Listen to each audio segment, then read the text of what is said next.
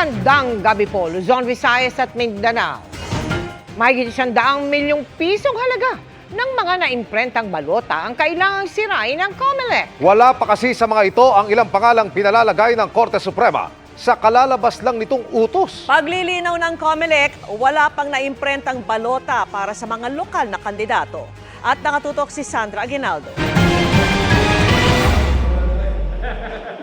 Kagabi pa inihinto ng COMELEC ang pag-iimprenta ng balota sa National Printing Office. Ito ay matapos magpalabas ng Temporary Restraining Order o TRO ang Korte Suprema kaugnay sa petisyon ng 5 aspirant. Hindi sila inilagay ng COMELEC sa mga inimprenta ng balota dahil 2 sa kanila ang idineklarang nuisance candidate, habang ang iba dinisqualify, nireject ang aplikasyon o kinansela ang Certificate of Candidacy. Pero sabi ng Korte Suprema, dapat isama sila sa balota. Sisirain naman ang mga balotang naimprenta na. Sumulat na ang COMELEC sa Commission on Audit para ipaalam ang gagawing pagsira. Inimbitahan silang saksihan ito. Ito yung bahagi ng mga balota na tinatayang nasa 6 million na sinasabi ng COMELEC na naimprenta na nila pero hindi na nila magagamit. Sa pagtaya ng COMELEC ay nasa 150 million pesos ang nagastos na nila sa pag-iimprenta ng mga balotang ito. Susundin din ang utos ng korte na idagdag ang pangalan ng 5 aspirants sa mga bagong imprentang balota, kahit pa hindi ito madali ayon sa COMELEC. Pinag-utos po kaagad natin na baguhin yung election management system. Isang sistema po yan na naandun lahat yung nilalaman ng paano at ano ang mga iimprenta ng mga balota.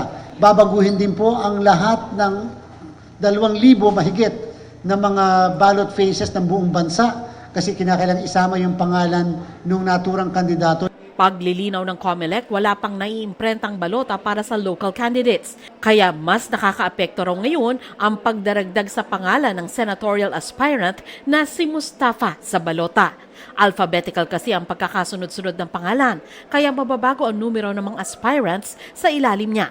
Ang kinababahala ng COMELEC, meron pang ibang petisyon tulad dito sa Korte Suprema. Pa-imprenta muli kami ng balota tapos po may dumating muli na panibago pong directive at hindi po ito pag-pressure sa ating Korte Suprema with all due respect. Uulitin po muli kung lalo pat ang posisyon na involved ay national position. So back to zero po uli kami. Lagi kami back to zero ng back to zero kung meron muli na makukuhang temporary restraining order upang magdagdag ng pangalan sa ating pong balota. Kung hihintayin naman ang desisyon ng Korte Suprema sa lahat ng petisyong dinidinig nito bago ituloy ang pag-iimprenta, kakapusin na raw sila ng panahon ayon sa COMELEC. Hindi po kasi with all due respect kami pwedeng maghintay sapagkat hindi rin po namin alam kung kailan ang aksyon ng ating pong kataas-taasang hukuman. Hindi naman po kami pwede dumulog sa kanila sapagkat independent body ang COMELEC at syempre ginagalang natin sobra ang independence ng Korte Suprema. Sa Lunes o Martes, posibleng ituloy ang printing ng mga balota.